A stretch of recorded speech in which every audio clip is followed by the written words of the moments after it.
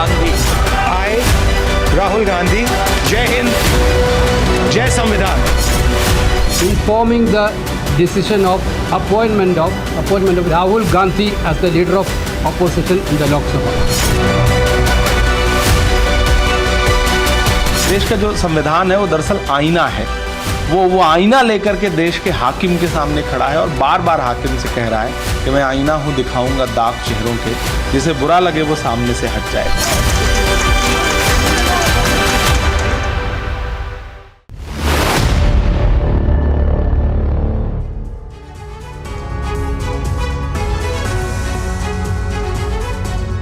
जी हाँ, 10 साल बाद संसद में गूंजेंगे नेता प्रतिपक्ष के सवाल। मोदी वर्सेस राहुल की सीधी टक्कर अब सदन में नजर आएगी। आपके साथ मैं हूं समीर अब्बास, मेरे साथ करुणा शंकर शर्मा भी मौजूद हैं। सड़क से लेकर संसद तक विपक्ष सरकार को घेरने की पूरी तैयारी कर चुका है। इंडिया गठबंधन ने लोकसभा स्पीकर पद के लिए अपना उम्मीदवार उतारकर सीधे सरकार से टक्कर लेने की रणनीति बनाई है। तो लोकसभा में विपक्ष की आवाज बुलंद करने का जिम्मा राहुल गांधी को सौंपा गया है। वो होंगे नेता प्रतिपक्ष, यानी अहम और बड़े फैसलों से पहले की तरफ अब सरकार के लिए एक तरफा फैसला लेना मुश्किल होगा।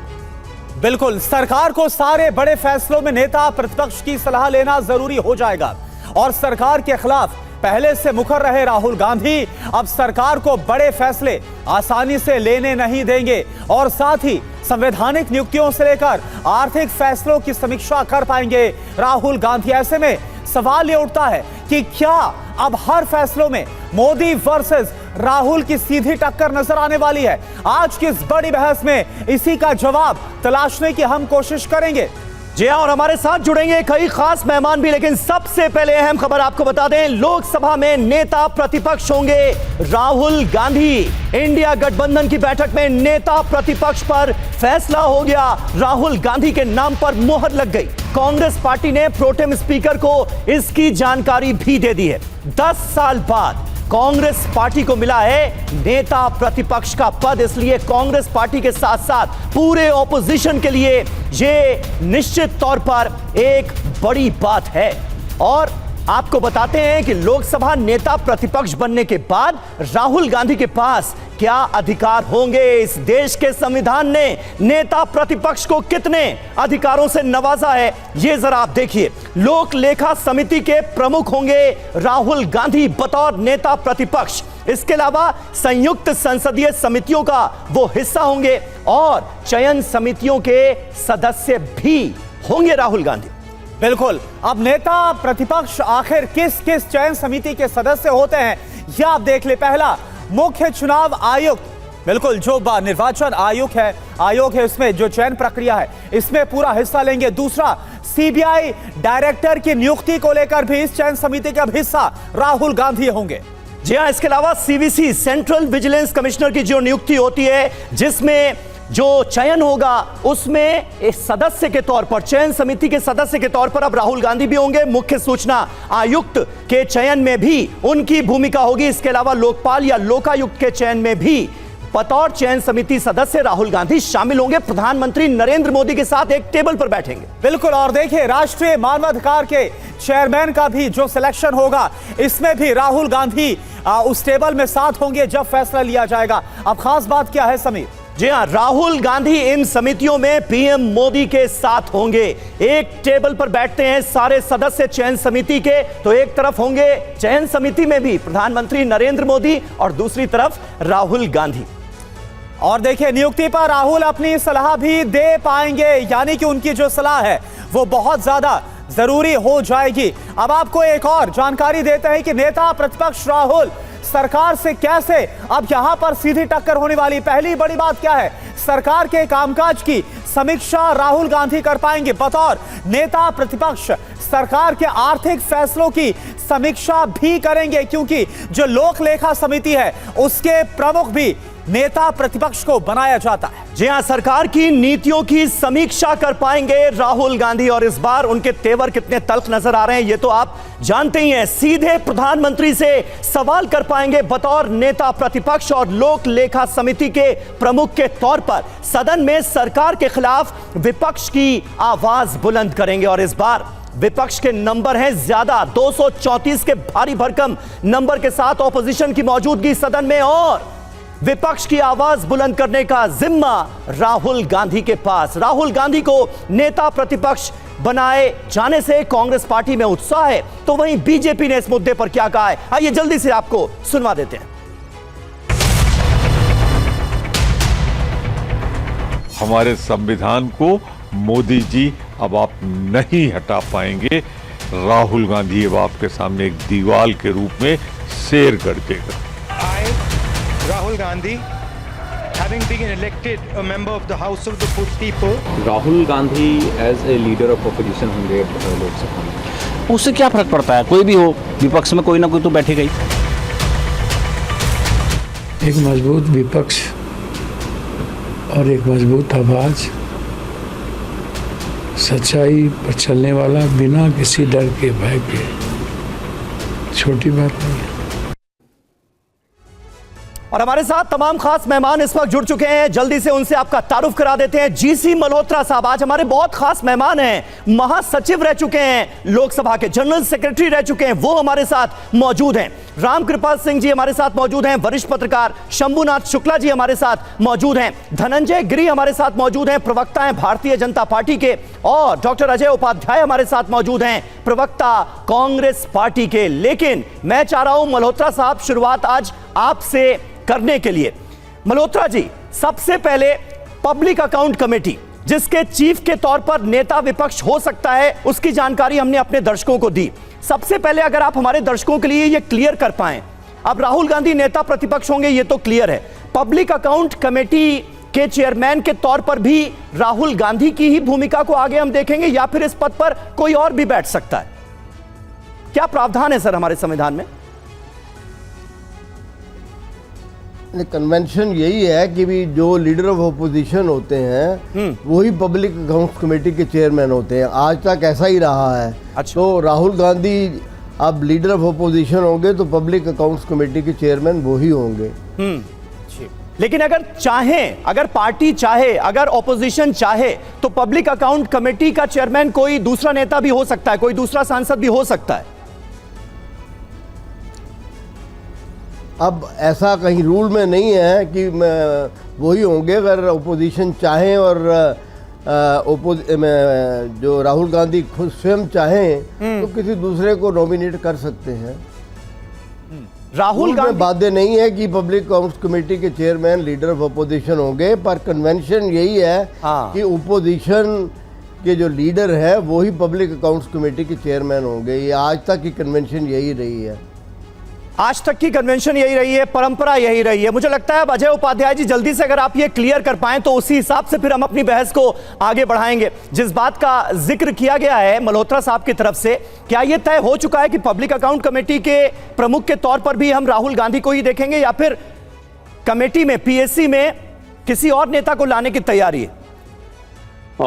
समीर भाई, पहले तो आपको धन्यवाद और पूरे आपके दर्शकों को, विशेष करके हमारे पैनलिस्ट जो भी साथी हैं सबको नमस्कार। जो मुद्दा अभी आपने उठाया है, राहुल गांधी जी ने सड़क से संसद तक जो लड़ाई लड़ी, आज उनको ये मौका पार्टी की तरफ से भी और जनता की तरफ से भी मिला है कि प्रतिपक्ष के नेता के तौर पे जो है अपनी जो भूमिका है ईमानदारी से, जिम्मेवारी के साथ निभाने के लिए मैं स्वयं उनको इस बात के लिए शुक्रगुजार हूं और आभार व्यक्त करता हूं कि उन्होंने ये जिम्मेवारी ईमानदारी से निभाने के लिए आगे बढ़ करके सहयोगी की भूमिका में आए हैं। जहां तक बात पब्लिक अकाउंट कमेटी की है, निश्चित तौर पे एक कन्वेंशन है जो मल्होत्रा साहब ने भी कही और हम लोगों ने जो पढ़ाइयां की हैं, जो पढ़ी हैं, पर ये परंपरा के तहत ये बात होती है। बस ये जरूर है कि विपक्ष के बहुत सारे हमारे साथी हैं, सबको हम साथ लेकर चलने की बात करते हैं। हमारे अंदर एक आंतरिक लोकतांत्रिक प्रक्रिया भी है, तो निश्चित तौर पे इस पर एक पुनः चर्चा हमारे लीडर्स के अंदर भी होनी चाहिए और होगी जरूर। और इंडिया गठबंधन के सभी साथियों को मिलकर अभी आप ये बोलना चाहते हैं कि जो परंपरा रही है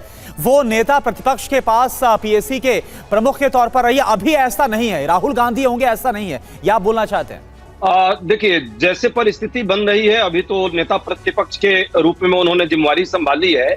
बाकी जो भी हमारे विपक्षी जो साथीगण हैं, जिसमें इंडिया गठबंधन के साथी और कांग्रेस के भी सभी साथी हैं, उनकी जो इच्छा होगी सर्वानुमति से उस पर जो निर्णय लेना है वो हमारे नेता प्रतिपक्ष जो है लेंगे, और निश्चित तौर पे उनके भावनाओं का ख्याल रखते हुए वो संसद में भी और जनता के मुद्दों पर सड़क पे भी वो लड़ाई लड़ने को तत्पर है। ये लड़ाई आप देख रहे हैं, लगातार वो लड़ते रहे हैं।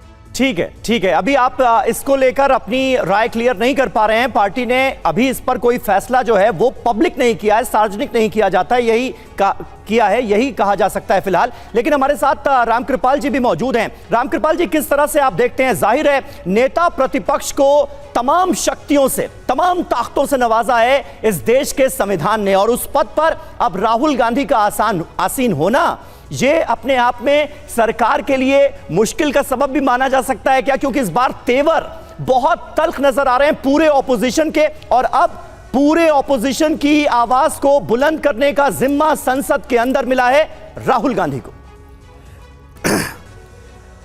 बिल्कुल आप सही कह रहे हैं, लेकिन एक बात मैं देख रहा हूं जी, संविधान ने सत्ता पक्ष और विपक्ष को जो अधिकार दिए हैं वो अधिकार बहुत सारी जिम्मेदारियों के साथ दिए गए हैं, और उन जिम्मेदारियों में संविधान निर्माताओं ने इसलिए अधिकार नहीं दिए थे कि लड़ाई के लिए, हर बात पर आप लड़ाई के लिए तैयार रहें। समन्वय और संघर्ष जो देश हित में है, यहाँ व्यक्ति का महत्व नहीं है, महत्व यह है कि जो मुद्दा है, जो नीति बनने जा रही है वो राष्ट्र हित में है, बहुजन हिताय है। ये पैमाना ये होना चाहिए। अगर वो राष्ट्र हित में है तो समन्वय, और नहीं है तो संघर्ष। तो मेरा ये कहना है कि जैसे एक लड़ाई के लिए तैयार हो रहे हैं, लड़ाई के लिए, अरे भाई देश में संघर्ष से आगे नहीं बढ़ेगा, समन्वय से बढ़ेगा। संघर्ष इसलिए होता है कि आपको सही राह पर हम ले आए। तो मेरा ये कहना अभी जो ध्वनित हो रहा है लगातार कि जैसे युद्ध होगा, युद्ध होगा, जी नहीं। संविधान निर्माताओं की लोकतंत्र की ये मर्यादा है। लोकतंत्र में कहा गया है, सबसे छोटी परिभाषा जो लोकतंत्र की है वो है बहुमत का शासन और विपक्ष का आदर, rule of majority and respect for minority, ये होता है। तो हमेशा आप पॉजिटिव चीजों को देखिए ना, हम निगेटिविटी से क्यों शुरू करते हैं? क्यों हम ये नहीं सोचते कि सत्ता पक्ष और विपक्ष में एक रचनात्मक सहयोग होगा? ये बात मैं किसी से नहीं सुन रहा हूं। हमें अल्टीमेटली संघर्ष पहला लक्ष्य नहीं है। पहला लक्ष्य है समन्वय, मिलजुल करके इस देश को आगे बढ़ाएं। अगर कहीं कोई अड़चन आती है, अगर कोई गलत रास्ते पर जाते दिखाई पड़ता है तो उसे हम समझाएंगे, और समझाने पर अगर नहीं माना तो संघर्ष करेंगे। ये चीज होती है। बिल्कुल। लेकिन मैं देख रहा हूं यहाँ उल्टा है, यहाँ पिरामिड जो है वो सर के बल खड़ा किया जा रहा है। ठीक है कि हम पहले संघर्ष बढ़ाएंगे, उसके बाद अगर टाइम मिला तो समन्वय की बात करेंगे। ये सोच गलत है। यानी जो टक्कर की भावना है, जो टक्कर की भावना, वो साफ तौर पर विपक्षी जो खेमा है अभी तक जो नजर आ रहा है उससे नजर आ रही है। शंभुनाथ शुक्ला सर, मेरा सवाल आपसे, देखिए हमने राहुल गांधी को देखा, चाहे चुनाव के पहले, चुनाव के दौरान, किस तरह से राहुल गांधी लगातार मोदी सरकार पर आक्रामक रहे, और अब जो नेता प्रतिपक्ष का पद राहुल गांधी के पास चला गया, क्या होता हुआ आप देख रहे हैं आगे? देखिए, पहली बार राहुल गांधी एक संवैधानिक पद पर बैठेंगे, और जैसा उन्होंने पिछले चुनावों में दिखाया है कि एक संघर्ष का मुद्दा तो उनके मादा है उनके अंदर, जिस तरह से भारत यात्राएं की 2 बार, उसका एक असर उनके अंदर अब थोड़ा परिपक्व राजनेता हो गए हैं। तो निश्चित तौर पर नेता प्रतिपक्ष के तौर पे वो ज़्यादा ताकत से अपनी बात रखेंगे।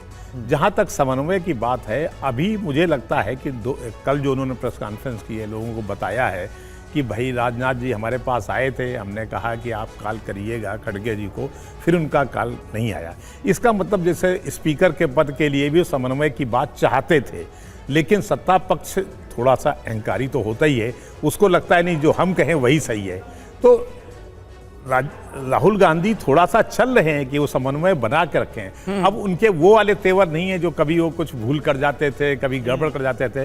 अब वो काफी परिपक्व हो गए हैं। तो मुझे लगता है नेता प्रतिपक्ष के तौर पे वो बेहद सफल होंगे, ऐसी उम्मीद भी करनी चाहिए। लोक लेखा समिति वाली बात जरूर महत्वपूर्ण है जी, उसमें कौन आएगा, वो बहुत महत्वपूर्ण पद है। जितना महत्वपूर्ण नेता प्रतिपक्ष है उससे कहीं ज्यादा मुझे लगता है कि पीएससी का चेयरमैन बहुत पावरफुल होता है। बिल्कुल। अब वो किसको रखेंगे ये तो उनकी पार्टी तय करेगी। बिल्कुल। और जीसी मल्होत्रा सर हमारे साथ इस वक्त मौजूद हैं, जनरल सेक्रेटरी रह चुके हैं लोकसभा के। मल्होत्रा साहब, इतना जिक्र हो रहा है पीएससी के अध्यक्ष के तौर पर राहुल गांधी को तमाम और ताकतें मिल जाएंगी। पब्लिक अकाउंट कमेटी का जो हेड होता है उसके पास कौन कौन सी ताकतें होती हैं? मतलब अगर सरकार ने कुछ किया और सरकार के कामों को कटघरे में खड़ा करने की कोशिश के तौर पर ऑपोजिशन लामबंद होता है, तो पब्लिक अकाउंट कमेटी का वहां पर क्या रोल हो सकता है? लोक लेखा समिति के पास ताकतें कौन कौन सी होती हैं? और अगर इस पद पर काबिज होते हैं राहुल गांधी तो उनके पास कौन कौन सी शक्तियां आ जाएंगी? जरा बता दीजिए हमारे दर्शकों को। देखिए, पब्लिक अकाउंट्स कमेटी जो है लोकसभा की सबसे इम्पोर्टेंट कमेटी ये गिनी जाती है जी। ये न केवल भारत सरकार के मिनिस्ट्रियों के काम का लेखा जोखा देखती है, अकाउंट्स को देखती है, कंट्रोलर एंड ऑडिटर जनरल इसको असिस्ट करते हैं, और कहीं भी ये कुछ पहले सब्जेक्ट्स चूज़ कर लेते हैं साल के पहले और उन सब्जेक्ट्स के ऊपर अपनी रिपोर्ट देते हैं। कहीं भी जो कुछ भी खामियां पाई जाती हैं उनको हाईलाइट किया जाता है, और वो जो भी रिकमेंडेशंस पब्लिक अकाउंट्स कमेटी देती है उसको गवर्नमेंट को उसका जवाब देना पड़ता है। तो इसलिए ये बहुत इम्पोर्टेंट कमेटी है जो performance of the government, accounts of the government, और कहीं भी कहीं चूक हुई है तो उसको वो बड़ा ज़्यादा हाईलाइट किया जाता है। और क्योंकि ये कंट्रोलर एंड ऑडिटर जनरल द्वारा असिस्टेड होती है तो इसके पास पूरी जानकारी भी होती है और अधिकार भी होते हैं पॉइंट आउट करने के लिए कि खामियां क्या हैं, और बड़ी इम्पोर्टेंट रिकमेंडेशंस पिछले कमेटियों ने दी हैं जिनके ऊपर असर हुआ है, बहुत असर हुआ है और एक्शन लिया गया है। पुरानी सरकार में अगर कुछ खामियां रही हैं तो उसको भी कटघरे में खड़ा किया जा सकता है, उस पर भी सवाल कर सकती है पीएससी। पब्लिक अकाउंट्स कमेटी जो प्रेजेंट जो सीएजी की रिपोर्ट है उन्हीं में से ही सब्जेक्ट चूज किए जाते हैं। उनका अगर असर कोई पुराने सरकार के ऊपर है तो दूसरी बात है, पर पुरानी सरकार को लेके ये एग्जामिन नहीं करती, क्योंकि C&AG की रिपोर्ट जो आती है हर साल सब्जेक्ट्स उसी में से चूज़ किए जाते हैं, तो वो प्रेजेंट गवर्नमेंट के बारे में ही होते हैं। पुरानी गवर्नमेंट में अगर उसका कुछ असर है तो उसके ऊपर टिप्पणी की जा सकती है, पर स्पेसिफिकली पुरानी गवर्नमेंट को नहीं लिया जा सकता है। ठीक है, धनंजय गिरि जी हमारे साथ जुड़े हुए हैं, बीजेपी के प्रवक्ता है। धनंजय गिरि जी, देखिए बड़ा सवाल पीएससी को लेकर जो लोक लेखा समिति है इसके प्रमुख को लेकर उठ रहा है, और राहुल गांधी बतौर नेता प्रतिपक्ष जो परंपरा रही है वो हो सकते हैं, हालांकि वो नामित कर सकते हैं, नॉमिनेट किसी और को कर सकते हैं, लेकिन सवाल यहां पर यह उठ रहा है कि जिस तरह से राहुल गांधी के पास तमाम नियुक्तियों से लेकर पीएससी की जो ताकत है वो विपक्ष के पास आ जाएगी, और इससे पहले भी विपक्ष सरकार पर खामियों को लेकर हमलावर रहा है, आरोप लगाया गया है। अब इसके बाद आप क्या होता हुआ देख रहे हैं? ऐसा है कि राहुल गांधी जी पावर और पोजीशन लेकर के ही पैदा हुए, तो उनको अपोजिशन का नेता बनना बड़ा कठिन होगा उनके लिए। जो व्यक्ति विपक्ष में रहकर रंगे डालना और सरकार में रहकर के कैबिनेट नोट फाड़ने की जो उनकी आदत है, आशा करते हैं कि 55 की उम्र में बचपने की हरकतें नहीं करेंगे और एक मैच्योर लोकतंत्र को लोक लज्जा के साथ साथ जिम्मेवारी पूर्वक चलाने का पक्ष करेंगे। और जो आप कह रहे हैं कि राहुल गांधी इस पद पे आ जाएंगे, उस पर नहीं भी रहेंगे तो क्या फर्क पड़ता है उनके लिए? ये तो उनकी प्राइवेट लिमिटेड कंपनी है, 5 पीढ़ियों से उन्हीं के पास है। जो आदमी प्रधानमंत्री को सारे कैबिनेट का नोट को आकर के पब्लिकली फाड़ देता हो और सरकार में विपक्ष में रहते रंगे डाल देता हो, उनको पहले कांग्रेस पार्टी झेल रही थी। अब धनंजय, देखिए सवाल ये उठ रहा है कि नेता प्रतिपक्ष तो चुने गए हैं कि राहुल गांधी होंगे, लेकिन इसके साथ जो उनके पास पावर है, तमाम नियुक्तियां, चाहे सीबीआई हो, निर्वाचन आयोग हो, लोकायुक्त हो, लोकपाल हो, या फिर पीएससी के अगर प्रमुख की बात की जाए तो वो अधिकार उनके पास जाएगा। तो आपको लग रहा है कि इससे टकराव बढ़ेगा विपक्ष और सरकार के बीच? अगर वो किसी पद पे नहीं भी थे तो कांग्रेस के सर्वाधिकारी वही थे। क्योंकि कांग्रेस के अध्यक्ष कर्नाटक में उठा के कहते हैं कि मैं जाकर के हाला कमान से, हाई कमान से इसका परमिशन लेता हूं। ये कोई इस पैनल पर बैठा हुआ या देश का कोई भी व्यक्ति या कांग्रेस के प्रवक्ता भी हमसे सहमत नहीं हो सकता। अरे भाई धनंजय जी, कांग्रेस पार्टी में दबदबा होना, कांग्रेस पार्टी में दबदबा होना एक बात है, और नेता प्रतिपक्ष एक संवैधानिक पद पर बैठना, वो जिम्मेदारी निभाना, पब्लिक अकाउंट कमेटी के चेयरपर्सन के तौर पर जिम्मेदारी निभाना, पूरे ऑपोजिशन की आवाज संसद में बुलंद करने की जिम्मेदारी, ये अलग अलग बातें हैं ना। ये तो अब राहुल गांधी को तय करना है ना, ये तो राहुल गांधी को दिखाना है कि एक स्वस्थ लोकतंत्र की परंपरा में जो एक विपक्ष के जिम्मेवार विपक्ष की एक जिम्मेवार कुर्सी की को कितना निभा पाते हैं, ये तो राहुल गांधी को तय करना है। देश ने तो उनको देखा है कि प्रधानमंत्री के ऊपर सुपर प्राइम मिनिस्टर के तौर पे देखा है, उनको कैबिनेट का नोट फाड़ते हुए देखा उनको। ठीक है अजय उपाध्याय जी, इस सवाल का जवाब मुझे लगता है आपको देना चाहिए। अब धनंजय जी जिन बातों का जिक्र कर रहे हैं राहुल गांधी की पूरी पर्सनैलिटी को लेकर, एक मैच्योर पॉलिटिशियन की भूमिका में नेता प्रतिपक्ष के तौर पर देश राहुल गांधी को देखने जा रहा है। धनंजय गिरी को क्या आप जवाब देना चाहेंगे? देखिए, देश की जनता ने राहुल गांधी को आशीर्वाद दिया है और इस स्तर पर यदि उनको लाया है विपक्ष की भूमिका में, विपक्ष के नेता के तौर पे, तो निश्चित तौर पे संवैधानिक मर्यादा का ख्याल रखते हुए हमने सदैव उस बात को आगे रखा है। और राहुल गांधी जी संविधान की सबसे बड़े रक्षक योद्धा के तौर पे आज के समय में पूरे भारत में जन जागृति चला रहे हैं। तो सबको पता है कि संविधान के बारे में किसको कितनी जानकारी है और कौन संविधान का रक्षक है। जहां तक बात रामकृपाल जी ने बात रखी है, वाकई सही आपने कहा है, पक्ष का काम और विपक्ष का काम संसद को चलाने का होना चाहिए, न कि गतिरोध पैदा करने का होना चाहिए। हम तो शुरू से ही सकारात्मक एनर्जी के साथ पार्लियामेंट में चाहते हैं कि बहस हो, डिस्कशन हो, डिबेट हो।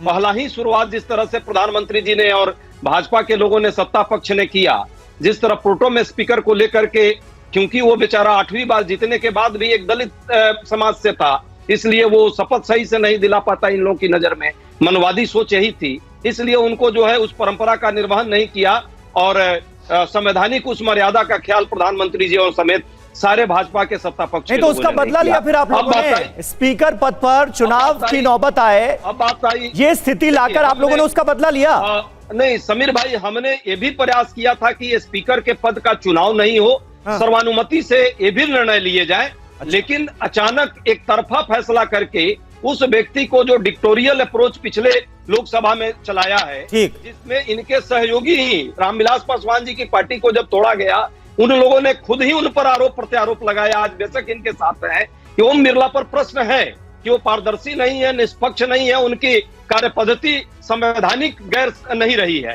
ये सबने देखा है, कृषि कानून से लेकर और जितने बहस हुए, उन बहस में उनके निर्णय कैसे कैसे रहे। इस कारण वो एक तरह से रिमोट कंट्रोल और मोदी जी के भोपू बन करके उन्होंने स्पीकर का काम किया है।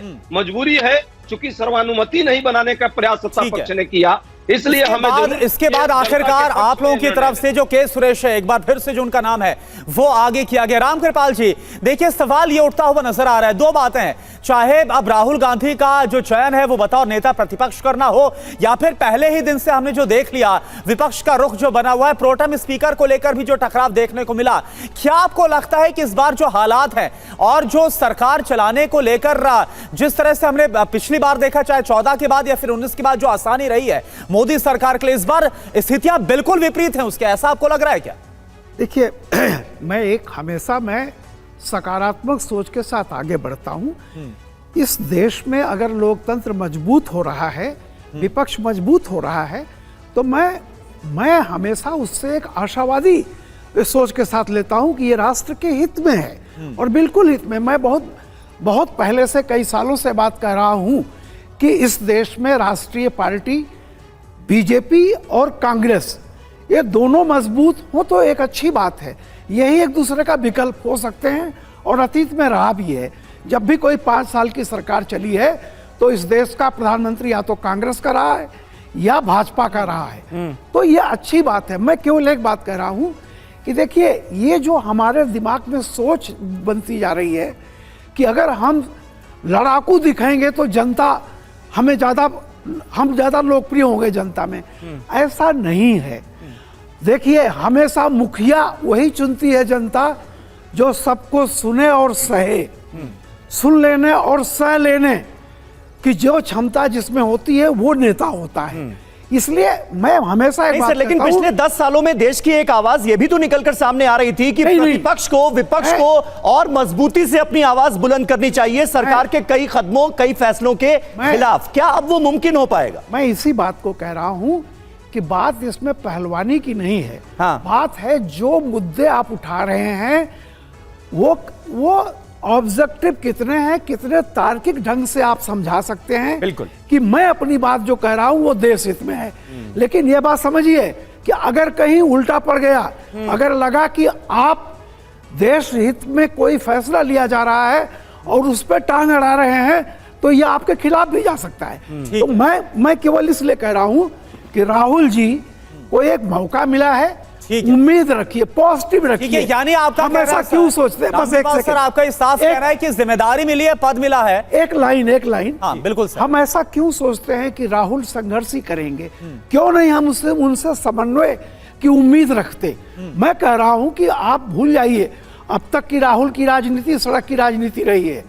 जब आप संसद में जाते हैं तो राहुल जी को मालूम है कि लीडर अपोजिशन का पद जो है वो अधिकार से ज्यादा दायित्व की डिमांड करता है। बहुत पढ़ लिख करके बोलना है। सड़क पे आप एमआरपी एमएसपी का फर्क ना समझ पाए, लेकिन सदन में अगर आप ये बोलेंगे तो सदन में वो लिख लिया जाएगा, वो गलत माना जाएगा। ये दोनों का फर्क समझना चाहिए हमें। और मैं उम्मीद करता हूं कि राहुल जी एक परिपक्व हैं और आगे सीखेंगे और जिम्मेदारी से अपनी भूमिका निभाएंगे। ठीक है सर, रुख कर रहे हैं स्पीकर चुनाव पर। किरेन रिजिजू का बयान सामने आ गया है। स्पीकर के लिए विपक्ष से दोबारा अपील करेंगे संसदीय कार्य मंत्री किरेन रिजिजू की तरफ से कहा गया सर्वसम्मति से स्पीकर चुना जाए। विपक्ष के साथ मिलकर काम करना चाहती है सरकार। किरेन रिजिजू की तरफ से यह बयान, हम चुनाव के लिए भी तैयार हैं, हमारे पास पर्याप्त संख्या बल है। ये संसदीय कार्य मंत्री की तरफ से जो बयान आया वो आप सुन लीजिए। हम लोग ने शुरू से कहा है कि ये नंबर का सवाल नहीं है, हमारे पास संख्या पर्याप्त है और मजबूती से अपना संख्या के साथ हम खड़े हैं, मगर ये संख्या का कोई बात नहीं है। ये हम चाहते हैं कि स्पीकर का पद, जो लोकसभा का अध्यक्ष होते हैं, वो पद जो है सब सर्वसम्मति से चुन के बिठाया जाए, तो ये सबके लिए ठीक होगा, ये हमारा मानना है। अगर हम अपोजिशन को नहीं मानते तो हम उनसे बात ही नहीं करते, फिर हम सीधा चुनाव कर देते। हमारे पास संख्या है, लेकिन हम चाहते हैं कि निर्विरोध हो, इसलिए तो हम लोगों ने अपील किया है। अभी हम फिर से अपील करते हैं कांग्रेस पार्टी को कि चुनाव ना लड़े और सर्वसम्मति से स्पीकर का पद को हम लोग मिल करके चुन लिया जाए। तो संसदीय कार्य मंत्री को आपने सुना कि हम अभी भी चाहते हैं कि सर्वसम्मति से जो फैसला है वो स्पीकर पद को लेकर होना चाहिए। शमुनाथ सर, इसी बयान के आधार पर मेरा सवाल आपसे है कि देखिए, जाहिर सी बात है, ये सब जानते हैं कि 293 के साथ जो संख्या बल है वो एनडीए के साथ जाता हुआ नजर आ रहा है। फिर भी विपक्ष की तरफ से के सुरेश को सामने रखना, ये क्या बतला रहा है, ये क्या कोशिश है? देखिए, विपक्ष ने एक, कांग्रेस ने शर्त रखी थी कि ठीक है स्पीकर आपका रहेगा, डिप्टी स्पीकर हमारा रहेगा। कांग्रेस भी थोड़ा इस मामले में रिजिड हो गई कि नहीं, हम तभी मानेंगे जब ये पहले तय हो जाए। आमतौर पर ऐसा होता भी रहा है कि एक अगर कमज़ोर यानी अल्पमत में है आपका सत्तारूढ़ पार्टी जो भी राज करेगी, तो एक विपक्ष से कहा था कि ठीक है हम आपका डिप्टी स्पीकर रख लेंगे। डिप्टी स्पीकर के मामले में एक बहुत अच्छा नज़रिया रखा था 2004 में, जब अकाली दल के चरणजीत अटवाल को बनाया गया। यानी बीजेपी ने खुद अपना प्रत्याशी नहीं बनाया, बल्कि अपने सहयोगी दल के एक व्यक्ति को लाए, उस अकाली दल से थे। उसके बाद 2009 में भी थम्बी दुरई को बनाया गया था, जो ऑल इंडिया अन्ना डीएमके के थे। तो इस तरह के बहुत सारी चीज़ें हैं जिन पर कोई समझौता हो सकता था कि ठीक है आप हमें दे दीजिए डिप्टी स्पीकर पद, और वो हम कांग्रेस अपने पास नहीं रखेगी, अपने किसी सहयोगी दल, समाजवादी पार्टी हो सकती है या टीएमसी हो सकती है, इसको देंगे। यही न होने के कारण कल जो थोड़ा सा तनातनी हुई है, इसलिए भी हुई है कि टीएमसी ने कहा कि हमसे तो पूछा ही नहीं गया। तो ऐसी बहुत सारी बातें हैं जो ना हो तो ज़्यादा अच्छा है। और ये कम से कम एक नज़रिया बनेगा, इतने सालों बाद 76 के बाद ये चुनाव होने जा रहा है, ना ये चुनाव टल जाए तो ये सब के लिए और लोकतंत्र के लिए भी अच्छी बात होगी। बिल्कुल सही बात है। धनंजय गिरी हमारे साथ मौजूद हैं, आप कुछ बोलना भी चाह रहे थे, लेकिन गिरी साहब आप लोग चाह तो रहे हैं कि स्पीकर का जो चुनाव है वो सर्वसम्मति से हो जाए, लेकिन इसके लिए जो ऑपोजिशन की डिमांड थी कि भाई डिप्टी स्पीकर हमारा होना चाहिए, उसे फिर क्यों नजरअंदाज कर दिया गया? देखिए, स्पीकर सदन का अगुवा होता है, किसी संगठन का नहीं। कांग्रेस दलीय चेतना इसको स्वीकार नहीं करती। संगठनों और सिद्धांतों की अपनी सीमाएं और मर्यादाएं होती है। विपक्ष सांसनिक पक्षों के परिधों की मर्यादा का न तो भान है, न सम्मान है। और बताइए, 52 से लेकर के प्रधानमंत्री अटल बिहारी वाजपेयी के बनने तक कभी कांग्रेस ने दिया हो डिप्टी स्पीकर का पद? तो आप बता दीजिए। सबसे पहले 12वीं लोकसभा में प्रधानमंत्री अटल बिहारी वाजपेयी ने दिया, जिसमें पीएम शहीद बने। उसके बाद उनके सहयोगी दल के बने, 2 बार अटल जी ने दिया। लेकिन इसके अलावा आप बताएं, जो कह रहे हैं कि संविधान, अरे आज 50 साल हो गए इस देश के संविधान को कुचले हुए। दादी ने मुट्ठी में संविधान किया था, आप हाथ में लेके चल रहे हो। अंदाज बदला, इरादा एक ही है। इस देश के संविधान का तो मान है ना भान है। हाथ में संविधान होने से नहीं होता, हृदय में उसको धारण करना पड़ता है, उसको पढ़ना भी पड़ता है, उसके माने में समझना पड़ता है। अजय उपाध्याय जी, जल्दी से 10 सेकंड, शर्त क्यों रख दी संविधान को? शर्त क्यों रख दी डिप्टी स्पीकर के लिए? सिर्फ चिल्लाने वाली बात अलग है, इसमें कोई शर्त की बात नहीं थी। सर्वानुमति बनाना है तो टीवी पर आकर नहीं बनाई जाती है, जो हाथी के दांत खाने के और दिखाने के अलग अलग है इनके संसदीय कार्य मंत्री। अभी दिया हो तो बता दीजिए ना। काम 52 से 96 तक काम है। चलिए ठीक है, ठीक है। 52 से 96 तक दिया हो तो बता दीजिए कि सर्वसम्मति से चुनाव हो पाए स्पीकर का। बहुत बहुत शुक्रिया आप सभी का हमारे साथ इस बातचीत में जुड़ने के लिए। वक्त हमारे पास इतना ही था।